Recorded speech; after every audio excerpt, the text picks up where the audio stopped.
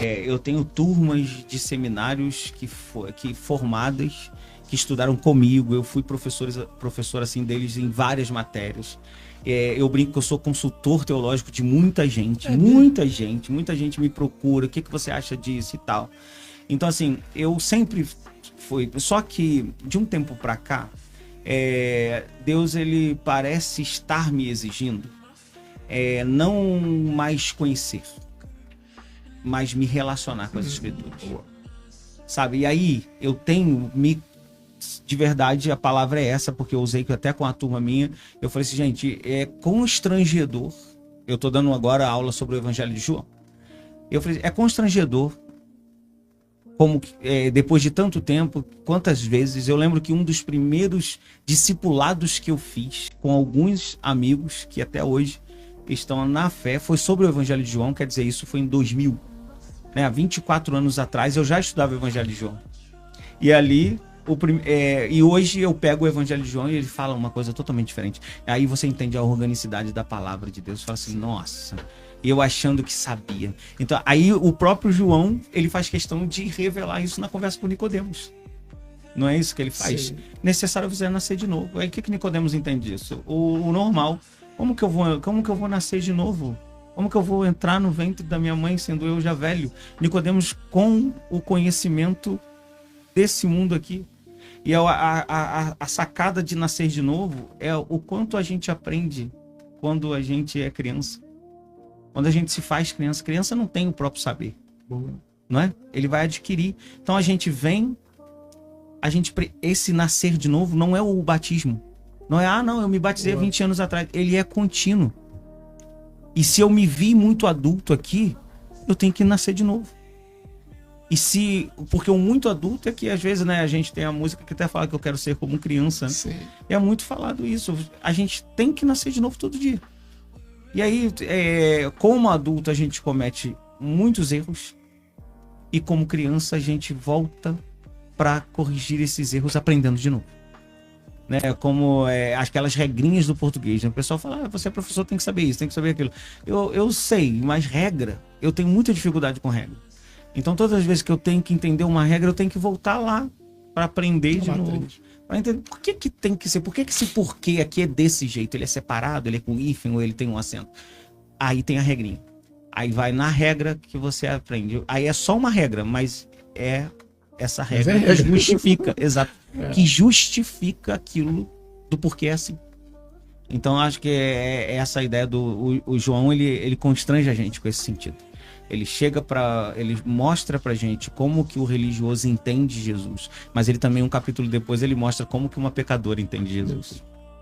E quando eu leio esses dois diálogos, eu não sei se o senhor já percebeu isso, o diálogo da mulher samaritana, ele é mais teológico do que o diálogo com Nicodemos. Nicodemos era um curioso querendo conhecer Jesus. A mulher samaritana era uma mulher que necessitava conhecer Jesus. Então ele queria saber quem era Jesus pelo que Jesus fazia. Jesus queria conhecer ela para corrigir o que ela fazia, de alguma forma. E assim, ela tem um papo teológico.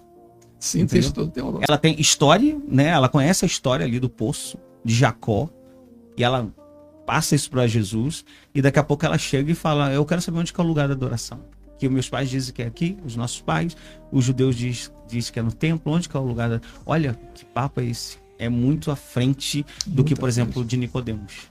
Que é o mestre, né? Que é o deveria mestre. Estar na frente. Exato. Eu acho assim, aí João, com essa simplicidade e profundidade, ele traz esses dois. Quando João traz isso, eu falo assim, pô, João Esse texto, eu digo que... quando eu citei até a questão do pródigo, né? Que eu ia falar do pródigo. A questão é que quando você olha para o pródigo, né? A palavra pródigo significa esbanjador. Quando você olha para o filho esbanjador, é fácil você entender que ele está distante, né? Você começa a ler as atitudes dele, as escolhas dele, né? Por onde ele anda, com quem ele se relaciona. Então é fácil você perceber que está longe do pai, mas a dificuldade nossa é perceber que o mais velho também está longe do pai. Que não deixava de ser um pródigo próximo do pai. Sim, porque ele está morando na casa. Como pode alguém estar perto, estar longe? Como pode alguém estar vivendo com o pai, no caso, estar distante? Então eu acho que para nós, da igreja do século XXI, cabe muito do meditar no filho mais velho do que no pródigo. Porque o do pródigo é aquela realidade nossa, querido, de em atitudes que a gente faz ou escolhas que nós tomamos, que nos mostra claramente, já sabe, é o beabá, entendeu?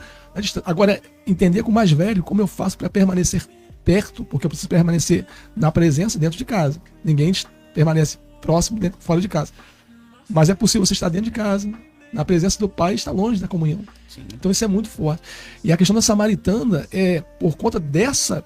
João faz questão de mencionar isso, porque João está apresentando não Jesus como Messias ou como rei, né, ou como servo, ou como homem perfeito, que são as propostas dos outros três, né? Sim. Mas é de apresentar como o Deus que se faz carne, o verbo que se faz carne. Só que, numa leitura, e os judeus entenderam quando João apresentou, que João escreve, né, um evangelho universal, né? Sim. Mas espera aí, ele não pode ser. Então, com base nesse texto, os judeus vão acusar o Senhor Jesus de ser o falso Messias. Por quê? Porque profeta Oséias, ele foi fiel, cara. Profeta Oséias, por intermédio do profeta Oséias, o Eterno protesta: vocês estão me traindo com amantes. E ali, quando Jesus vai se encontrar com a samaritana, os judeus têm isso como um protesto: você está nos traindo. Sim. Você está prostituindo. Os discípulos, eles ficam, né? Sim. Meio assim. Sim. O que ele está fazendo conversando com uma mulher? Sim. E ela mesma, ela tem um posicionamento desse, né? Sim. Ela mesma fala: como tu sendo judeu fala comigo? Entendeu? Sendo samaritana. Sim. Ela também tem essa observação, que é muito que a gente faz, porque a indignidade, ela vem. Sim. Aí vem... falta entendimento. Exato. E aí você... É igual o próprio Pedro. Afasta-te. Jesus está no barco dele, opera um milagre de pesca maravilhosa. Ele chega para Jesus, depois do que Jesus fez, usando o barco dele, e fala com ele. E não só depois disso, mas porque ele tinha já um diálogo. Ele tinha tido um diálogo com Pedro.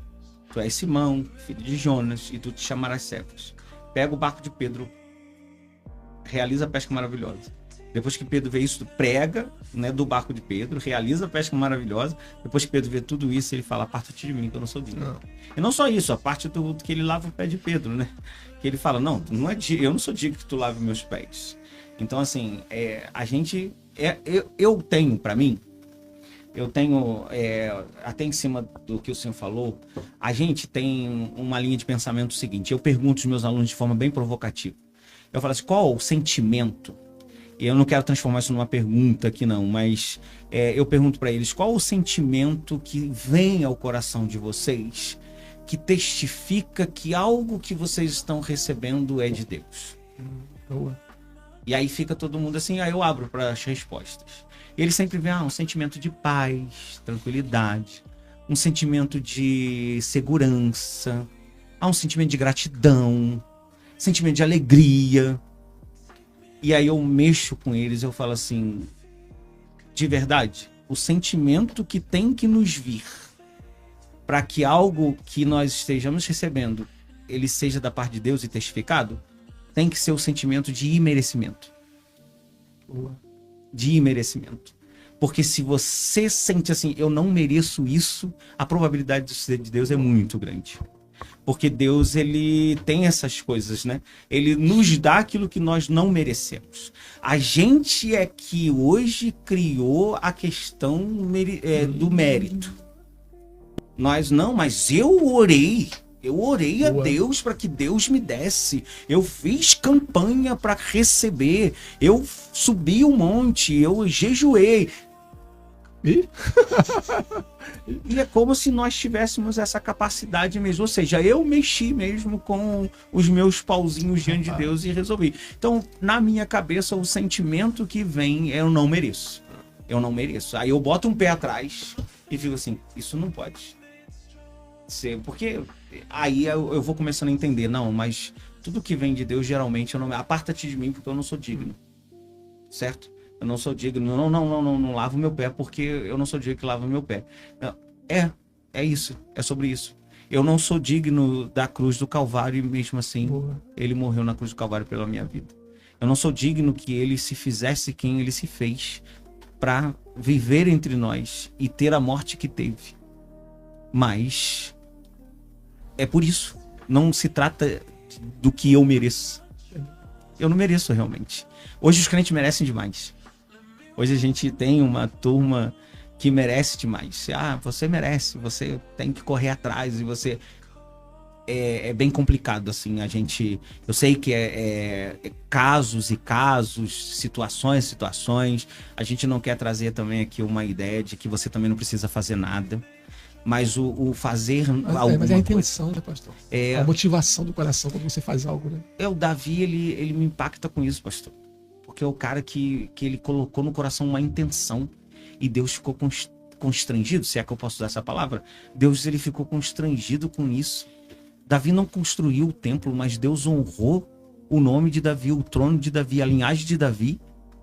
Sabe? E aí eu tô falando de uma honra de Deus e não dessa honra que se fala hoje. Que a gente... Até porque se fosse por Davi mesmo... Não tinha condição. Mas Deus honrou Davi por uma intenção. Isso me deixa muito... Sabe? Davi quis fazer.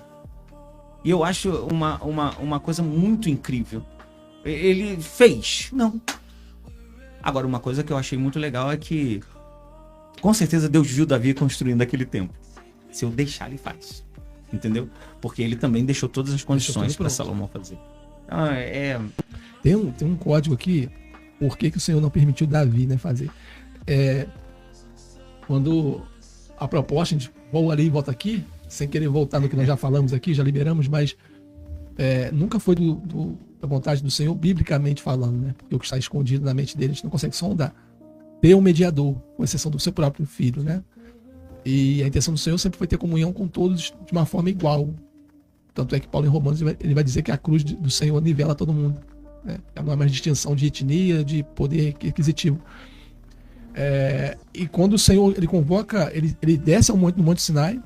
Não sei se você sabe, lá em Israel, no Monte Sinai que se encontra, acho que não sei se não sei onde está o Monte Sinai.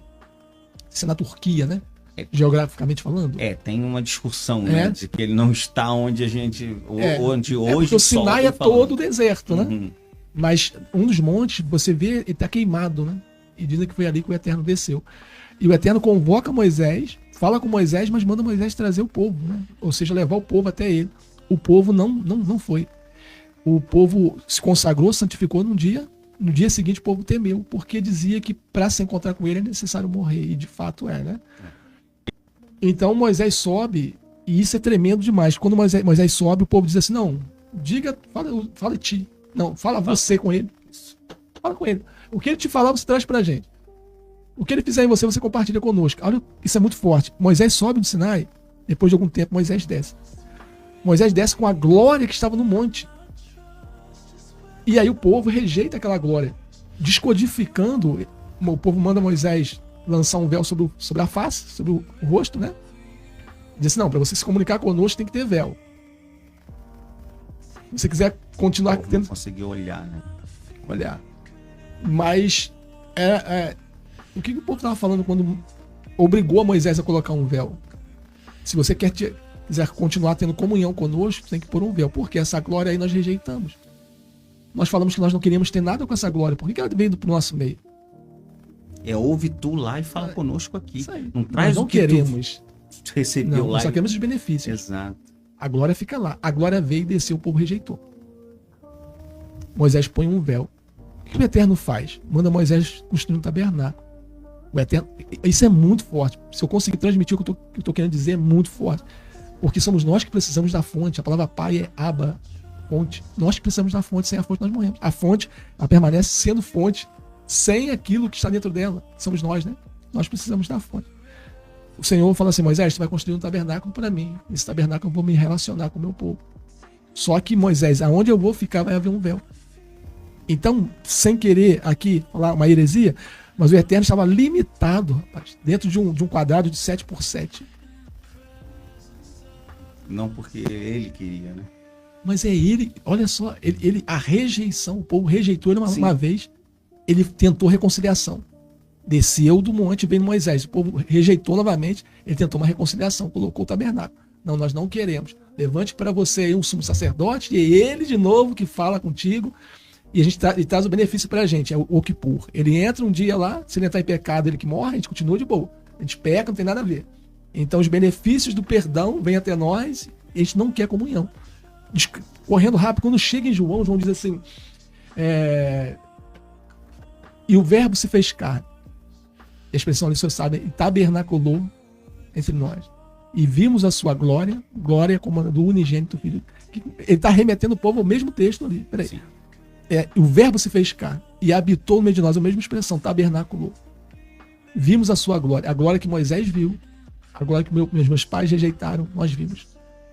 Quando esse verbo vivo, ele morre no Calvário, aí o texto é preciso quando diz assim, o véu do templo se rasgou. Aí todo mundo, quer dizer, a maior parte que eu já ouvi falando, diz assim, o véu do templo se rasgou para que o povo entrasse no Santo dos Santos. Não. O livre acesso, Paulo diz assim, o livre acesso, só que o Deus que estava no Santo dos Santos, ele veio. Ele que sabe.